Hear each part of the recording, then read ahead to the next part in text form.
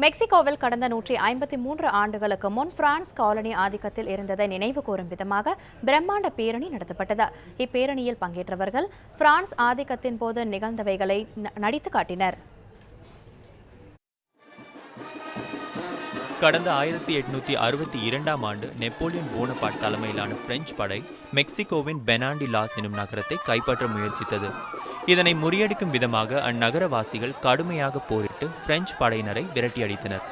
இதனை நினைவு கூறும் விதமாக மெக்சிகோவில் உள்ள பியூபேலா என்னும் நகரில் திரண்ட நூற்றுக்கணக்கானோர் பிரம்மாண்ட பேரணி நடத்தியுள்ளனர். இந்த பேரணியின் போது ஒரு பிரிவினர் மெக்சிகோவின் பாரம்பரிய உடை அணிந்தபடியும் பிரான்ஸ் இராணுவத்தினரை போன்று வேடமிட்டு மற்றொரு பிரிவினரும் மோதலில் ஈடுபட்டது பார்வையாளர்களின் கவனத்தை ஈர்த்தது.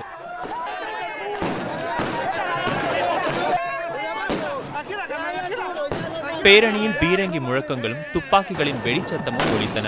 வருங்கால சந்ததியினருக்கு வரலாற்றை தெரிந்து கொள்ள செய்வதற்காக இதுபோன்ற விழாக்கள் அவசியம் என்கின்றனர் அதில் பங்கேற்றவர்கள்.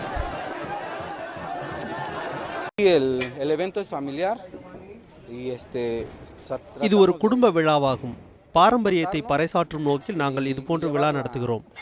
வரலாற்றை வருங்கால சந்ததியினர் தெரிந்து கொள்ள இதுபோன்ற விழாக்கள் அவசியமாகும்.